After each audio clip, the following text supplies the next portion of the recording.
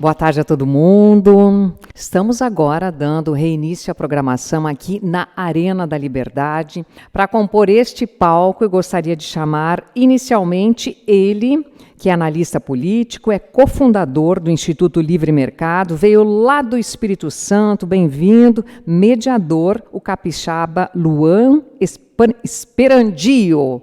Deu certo, né? Esperandio. Bem-vindo.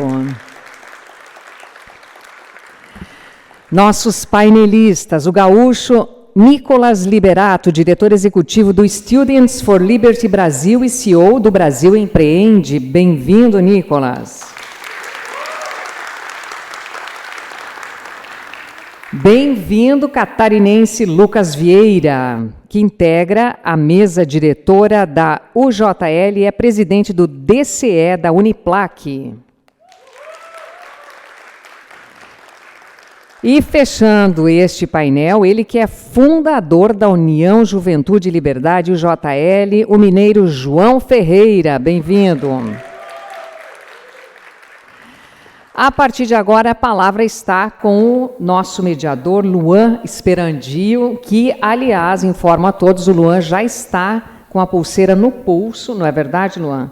Para a festa, tem mais gente aí, o palco acho que está todo ele com a pulseira no pulso para a festa de encerramento do Fórum da Liberdade. Um bom momento a todos vocês. Estamos prontos para a festa, né? Boa tarde a todos. O Fórum Liberdade é um espaço para discutir ideias para a construção de um Brasil mais livre para as futuras gerações. O tema desse ano é Alice no País das Liberdades. Isso porque, na ficção, na fábula, o Brasil tem tudo para dar certo. É um país com diversidade cultural, um país com muitas riquezas naturais, é um país que tem uma população muito vibrante e criativa, mas quando a gente vai passar para a página 2 e 3, a fábula muitas vezes vira um filme de drama, de suspense, às vezes de terror, porque nos noticiários e nos fatos que acontecem no dia a dia, a gente vê corrupção, subdesenvolvimento e uma dificuldade muito grande quando a gente está falando de formação de capital humano, que justamente está relacionada à educação. E a gente sabe aqui que a educação no Brasil, além dela ser um problema na educação de base, quando a gente chega na universidade, muitas vezes a universidade, ao invés de ser um centro de excelência, de formar ciência, acaba sendo um centro de ativismo político, inclusive só de um lado do espectro político. É por isso que a gente, dentro do contexto do Fórum Liberdade, acha importante trazer também um pouco das organizações de formação de lideranças que estão espelhadas em formar jovens também nas ideias da liberdade como um contraponto à construção de um país mais livre. Por isso que a gente vai trazer aqui o Nicolas, do Students for Liberty Brasil, e os fundadores aqui da mesa diretora da UJL. Então, eu queria começar com você, Nicolas. Conta um pouquinho, para quem não conhece o ECFL, o que vocês fazem, a origem, qual o propósito, como que é feito. Perfeito. Então, o Students for Liberty Brasil, ele é uma organização internacional, sabe, embaixo do guarda-chuva, e é uma região do Students for Liberty, que foi criado nos Estados Unidos em 2009.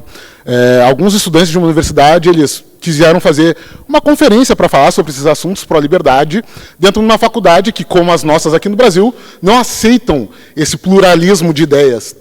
Mas eles acharam que ia dar muito ruim, porque na mesma semana caiu uma nevasca gigantesca lá na cidade deles, e eles disseram, vai ir 1, 2 pessoas que já são da própria faculdade. No caso, apareceram 300 pessoas, e eles viram ali um modelo de negócio que poderia dar certo. Então, o Students for Liberty ele nasce no Brasil em 2012, com um programa de coordenadores sendo criado em 2014.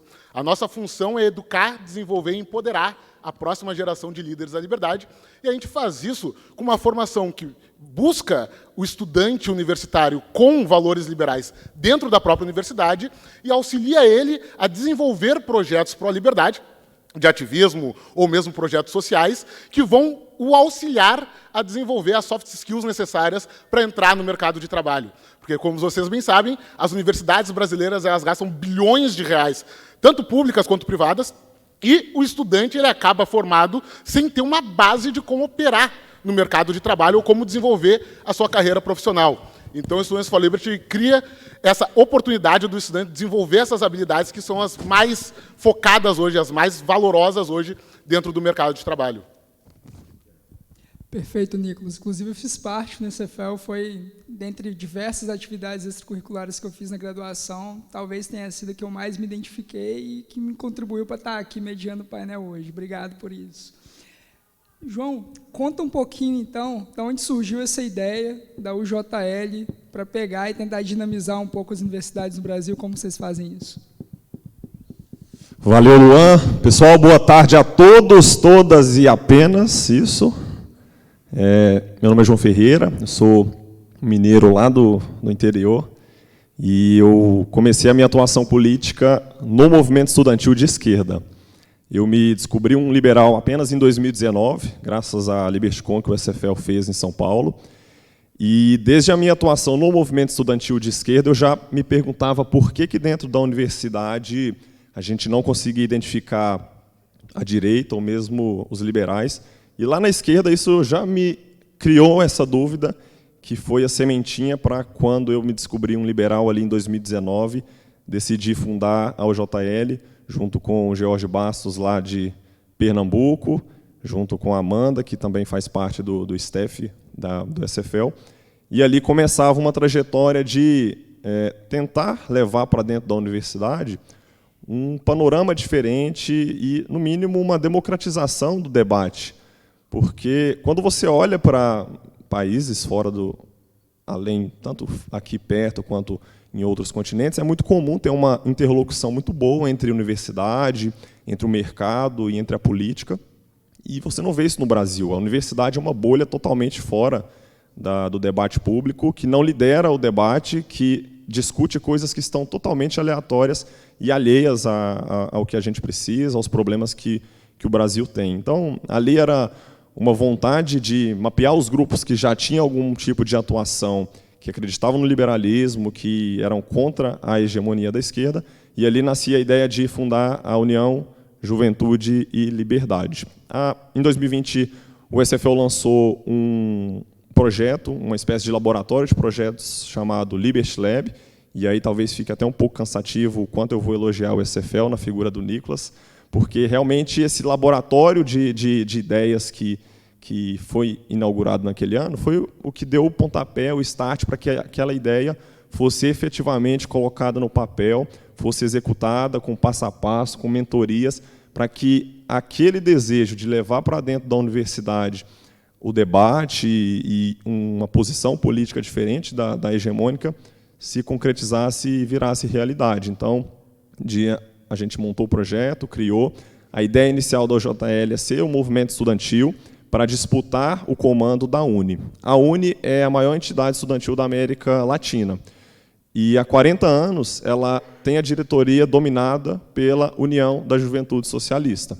Ou seja, desde que o Brasil se tornou uma democracia após a ditadura, a gente nunca teve a direita, os liberais, os conservadores, participando da diretoria da maior organização estudantil da América Latina.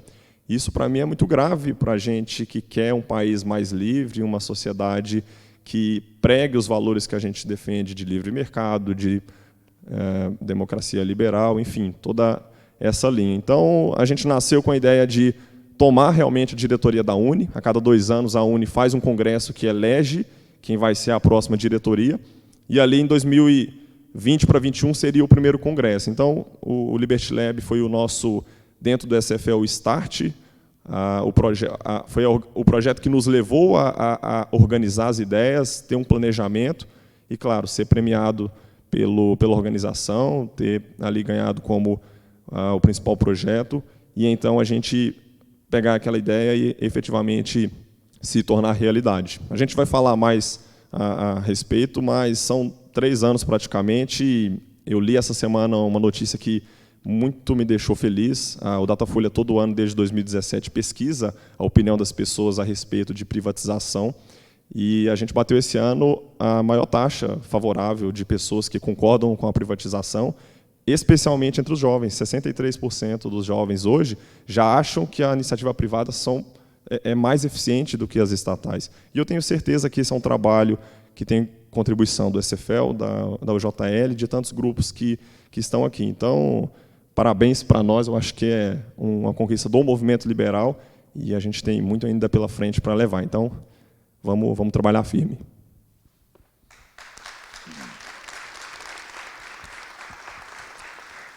Muito obrigado. Então, queria explorar um pouco, porque pelas duas falas, né, é um pouco como traduzir a teoria liberal e levar essa ideia, transformar isso na prática, né? E aí, ao mesmo tempo que você pavimenta esse caminho, você vai formando jovens lideranças. Conta um pouco, Lucas, para a gente, como que esse caminho é feito, como que o JL é organizado em processos, como que é a forma de atuação na prática de vocês? Legal. Então, basicamente, a UJL ela segue uma estrutura hierárquica. Então, a gente tem o que a gente chama de mesa diretora, que ela é composta por 5 pessoas, e é como se, digamos, todos fossem presidentes. Então, a gente tem uma hierarquia ali de poder. E embaixo disso tem os núcleos estaduais. Então, hoje a gente está presente em todas as unidades da federação, mais o Distrito Federal. E ali todos têm uma diretoria composta por pelo menos 6 pessoas. E aí, mais abaixo, que a gente acaba tendo agora até o mesmo projeto novo, pensando no Congresso da UNE, que é a Frente pela Liberdade, que basicamente são os núcleos em cada universidade. Então, basicamente, a gente segue uma hierarquia, né, nacional, estadual, e é ali mais no chão de base essa questão da Frente pela Liberdade, que a gente está apelidando, que a ideia é que a gente consiga estar aí com o máximo de capilaridade possível nas universidades, pensando, né, no Congresso que está chegando, para a gente conseguir aí eleger o máximo de delegados possível. Perfeito. Agora vamos explorar um pouco isso no SFL. Eu entrei no SFL, Nicolas. Como que vocês se organizam? Como que é estruturado? Como que um jovem estudante que está ingressando na organização, que tipo de oportunidade de aprendizagem vocês oferecem? Perfeito. Então, a gente tem inúmeros projetos hoje já parceiros do próprio Students for Liberty, o JL como um dos melhores exemplos disso. E também o estudante ele tem a oportunidade de desenvolver os seus próprios projetos. Então, a gente tem dentro, como o Ferreira já tinha comentado, o Liberty Lab, que é a nossa incubadora e aceleradora de projetos para a liberdade, onde o estudante pode tanto começar o seu projeto do zero, então aprender como é que cria um MVP, aprender como é que cria um planejamento estratégico, entender como engajar outras pessoas para auxiliar nesses projetos, tanto quanto ela pode entrar em outros projetos, como o JL, já bem estruturados, em que, então, o Students for Liberty está lá auxiliando com mentorias, com apresentações, pontes e networking, para que esses projetos cheguem a um patamar cada vez mais elevado. O SFL se preocupa com uma formação holística do coordenador, ou seja, a gente quer engajar o coordenador aonde ele quer se desenvolver. Então, não importa se o coordenador é um coordenador que está se formando em Direito, em Medicina, quer ser um político, a gente quer auxiliar aquele projeto de vida dele, porque a gente acredita que, desenvolvendo esses projetos para a liberdade, ele vai se tornar um líder, porque ele vai ter que trabalhar em grupo, vai ter que desenvolver essas habilidades de liderança, e depois, auxiliando ele a chegar em posições cada vez mais destacadas de carreira. Dentro da nossa formação, a gente oferece tanto cursos online e presenciais, treinamentos como aconteceu ontem, a imersão da liberdade aqui em Porto Alegre para 100 coordenadores do Brasil inteiro. E também a gente oferece oportunidades, tanto vagas de emprego, estágio, que são oferecidas especialmente para os Students for Liberty Brasil, pelo fato de ser um selo de qualidade daquele profissional, sendo uma pessoa que certamente acredita nos valores para a liberdade, como também oportunidades internacionais, tanto de viagens de estudo, viagens de networking, ou mesmo fellowships programs, onde o coordenador ele vai ter a oportunidade tanto de ter essa vivência internacional, quanto desenvolver suas habilidades profissionais e teóricas sobre liberdade num nível com outros estudantes do mundo inteiro. Maravilha. Agora que a gente já fez as devidas apresentações das duas organizações aqui do painel, vocês já entenderam aí um pouquinho de como que elas funcionam, já que eu sou mediador, eu tenho um poder aqui de colocar o debate, eu sou Alexandre de Moraes nesse painel aqui, então vou aproveitar... Opa. Não, queremos você aqui. Vamos lá. Eu quero falar de treta, porque treta dá audiência. E eu fiquei sabendo que o JL estava na Bienal, né, ô João? Conta essa história, o que aconteceu lá? Isso aí, Luan. Na UJL a gente criou um sistema de governança com mandatos fixos. Então, após cumprir meus 2 primeiros anos da fundação até efetivamente os 2 anos, a gente fez a primeira troca, nossa primeira mesa diretora, Lucas, de Santa Catarina, está ali o Isaú do Acre, a Letícia Perfeito, de São Paulo, não vejo, está ali também, tem o Bernardo lá também de Santa Catarina, e essa turma tocou a nossa primeira participação na Bienal da Uni. A Uni ela tem eventos culturais. Além do congresso que ela organiza, de 2 em 2 anos para eleger essa diretoria, ela também faz esses eventos culturais, que é onde ela pega vários ônibus em diversas faculdades, chama a molecada e fala, ei, vamos passar alguns 4 dias lá, num super evento legal, para a gente aprender mais sobre política. E a pessoa que está chegando na universidade, está super empolgado, não sabe muito bem o que é direita, esquerda, socialismo ou não, vai, adora a festa, adora a programação, mas lá eles estão defendendo a ditadura de Cuba, a China, e nunca tinha ninguém lá para falar, pessoal, essa turma aí tá meio errada. Então, essa nova mesa diretora organizou a nossa primeira participação no começo do ano, e assim que a gente chegou, já sentimos por que a participação ali é tão difícil. Nós levamos a bandeira da UJL, levamos a bandeira de Gadsden, e assim que começou o evento, alguém roubou a bandeira de Gadsden, cortou ela, né, rasgou ela com uma faca assim, fazendo um X, pichou, e pendurou ela de cabeça para baixo e ficou usando durante toda a Bienal lá no Rio de Janeiro como um troféu. É claro, eu acho que eles fazendo isso acabam ajudando a gente a ganhar a mídia, porque a gente foi para a Folha, foi para a Gazeta do Povo, mas, ao mesmo tempo, mostra um lado de como a esquerda de democrática está bem longe. Esse pessoal prefere, para ter noção, Ciro Gomes é vaiado em eventos assim. Então, assim, imagina a gente que chega lá e defende que a universidade cobre mensalidade, que a meia entrada tem que acabar. Então, assim, as pessoas realmente não têm nenhum interesse em debater ideias e se denominam como os donos da virtude. São eles que definem o bem, o mal, e não estão abertos ao debate. Então, na Bienal foi bem simbólico a nossa participação organizada por essa nova mesa diretora que vem fazendo um super trabalho. Eu faço parte hoje do Conselho de Administração, o Nicolas também veio como convidado benemérito, e eu acho que agora é mostrar para eles que não adianta rasgar nossa bandeira, não adianta pichar, pendurar de cabeça para baixo, a gente vai continuar indo, a gente vai fazer uma bandeira maior para levar para o CONUNE agora em julho, e tomara que eles rasguem de novo, porque a gente vai para cima e não vamos deixar essa turma amedrontar, não. Acabou o medo da esquerda dentro da universidade, vamos combater eles lá dentro. Eu acho que, até completando, né, a gente teve toda essa repercussão e a gente incomodou tanto, mas se a gente olhava em comparação, né, a gente era quase uma minoria lá dentro, né, a gente era só um pontinho lá, e mesmo assim a gente conseguiu... Quantas pessoas vocês levaram? Foi em torno de 100 pessoas durante os 4 dias. E o universo que tem? Sei lá, mais 5.000 pessoas. Maravilha. E é justamente isso, né? Na graduação, como vocês estavam falando, muitas vezes existe uma animosidade, né? Existe um certo sectarismo, intolerância com quem pensa diferente, apesar da academia ser justamente o que deveria ser o ponto de partida de liberdade de expressão e discussão de ideias, até para elas avançarem.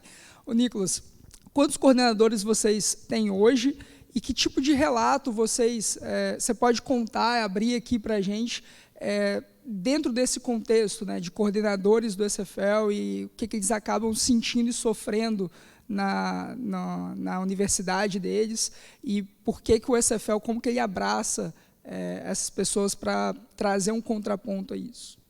Bom, anualmente passam pelo Students for Liberty Brasil cerca de 1.000 coordenadores espalhados no Brasil inteiro. Hoje a gente tem 460 coordenadores ativos, porque a gente está chegando no final do nosso ano fiscal, que acaba agora no final de abril. Mas é engraçado, assim, porque eu entrei na universidade relativamente tarde. Então, em 2016, porque eu tinha feito a Academia Militar das Agulhas Negras. E era muito engraçado, assim, as primeiras semanas de universidade. Porque, primeiro, que no curso de Relações Internacionais da URGS não havia nenhum outro liberal, ou pelo menos nenhum outro liberal pronunciado, e as pessoas olhando minhas redes sociais já sabiam que eu era liberal e me atacavam, dizendo assim, não conversa com esse guri, que esse guri é liberal, não presta. Enfim, a gente passou a partir do momento que eu comecei a fumar ali na hora do intervalo e conversar com o pessoal, eles viram que eu sou um liberal bonzinho, assim. Então, a gente começou a conseguir desenvolver algum tipo de amizade. Mas a verdade é que essa minha anedota ela serve para qualquer estudante universitário liberal no Brasil inteiro. E para isso mesmo que a gente cria organizações como Students for Liberty, como o JL, ou como os outros 55 grupos ligados hoje ao Students for Liberty Brasil. Porque a gente se sente sozinho, a gente não sabe que existem outras pessoas que acreditam nessas mesmas ideias que a gente. A gente olha para o lado, na sala de aula, é o professor falando besteiras esquerdistas, é os colegas concordando efusivamente, é as passarelas, as passeatas que o pessoal faz defendendo ideias da época de Marx, que nem Marx, se estivesse vivo hoje, acreditaria, e a gente continua sofrendo com essa ojeriza a simplesmente defender a liberdade alheia. Então, o estudante, quando ele entra nesses grupos, ele vê que não, nós realmente existimos. Hoje, antigamente a gente dizia que a gente cabia numa Kombi, hoje a gente já cabe no estádio de futebol, já enche no estádio de futebol, e assim ele toma a coragem necessária para começar a expor as suas ideias, mesmo com esses ataques que ele vai receber. E acaba, por fim, descobrindo que, na realidade, existem outras pessoas como ele naquela mesma universidade que também estavam sem a coragem necessária para colocar as suas ideias. Maravilha. Eu estava até ouvindo o seu relato, lembrando de como que foi a primeira semana da minha graduação, né? Eu ainda morava no Espírito Santo, fazia Direito na UFES, e foi no segundo dia de aula que eu descobri o que era a linguagem neutra. Enfim, hoje em dia já tem ministro de Estado que usa em cerimônia e tal, né? Mas começou nas universidades, né? Um dialeto ali de um grupo para sinalizar a virtude e etc., e foi crescendo, né? Mas dentro desse contexto, acho que é muito interessante a ideia da UJL em si, porque quando você vai pegar e analisar um pouco como que funciona o movimento estudantil, né? Quais que são as propostas das chapas que disputam um DCE, que geralmente são movimentos vinculados a partidos, políticos, enfim. E aí, Lucas, eu queria que você contasse um pouco para a gente, porque, vamos lá, que tipo de nota os DCE se pronunciam, né? Via de regra, eles parecem muito mais preocupados com a política externa de Israel do que com as necessidades dos estudantes do dia a dia. E quando eu estava na UFES, a gente se preocupava com a segurança dos alunos, né? Teve, infelizmente, um caso de estupro, um caso de abuso sexual dentro da universidade também. Tivemos diversos casos de assalto e furtos, tanto que os estudantes começaram a evitar aulas à noite, né, porque estava realmente muito violento ali nos arredores da universidade. E aí, quando a gente criou uma chapa, né, que foi a opção para disputar o DCE, a principal bandeira era a segurança, né? Os alunos eles precisam se preocupar com a formação, com os estudos deles. Eles não têm que ficar se preocupando com a segurança ali naquele ambiente que é perfeitamente controlável se tiver as questões. E aí chamavam a gente de chapa da PM, né, de forma pejorativa, é a chapa da PM, eles querem segurança na universidade, olha que absurdo, sabe? E isso é muito comum, né, nas disputas de DCE. A primeira DCE liberal que o Brasil teve, que foi a Aliança da Liberdade, na UNB, eles se preocupavam com a infraestrutura da universidade, né, e o slogan deles era que a infraestrutura da universidade tinha que melhorar, porque a UNB não tinha nem papel higiênico em 2011. E aí era a chapa do papel higiênico. Sabe? Vocês não têm que se preocupar